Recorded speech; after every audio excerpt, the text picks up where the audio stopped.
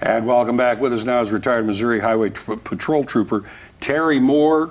Thanks for being here, Terry. Appreciate it very much, first of all. Well, it's good to see you guys again. It's been Thanks a little for while. having me. Yeah, it's and been retirement's great. I don't think I've seen Good you since for I you. was in the newsroom, and that's been a lot of years ago. That's been a moon or so It's ago. been just a few, yeah. Well, no good doubt. on you. Good on you. Very important ceremony that's going to be coming up in Springfield in just, a couple days, I think. Wednesday. Tell us about it. It's an important project, but it's a meaningful project. And here's what I mean. Most times when you go to an honor memorial, it's located someplace where you're driving to look at that particular monument and to remember whatever its cause is. This is placed right out in front of Troop D.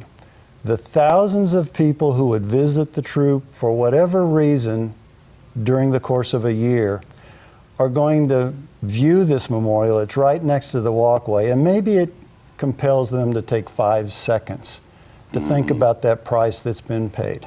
Yeah.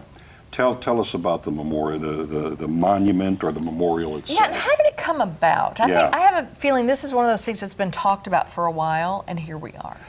Well, any project like this has to be somebody's baby. Yeah. Somebody's got to get it going. And this was funded entirely by retirees. Wow.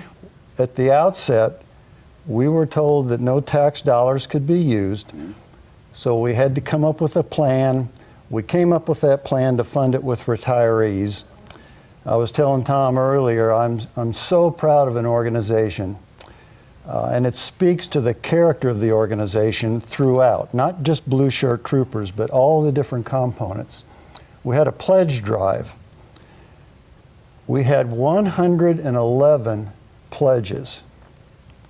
I received 111 checks. Wow. Now you tell me any kind of a pledge drive you've ever heard of where you had 100% compliance. Yeah, that doesn't happen generally.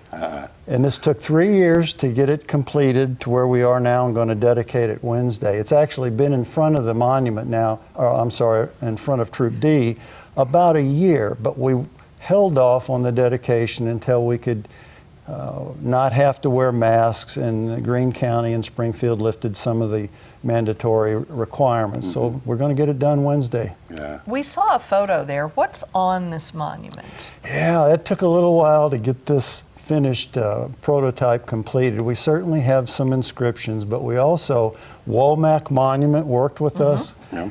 We have plaques for each of the 5 troopers that were killed in the line of duty that gives a portrait picture and a brief description of the circumstances.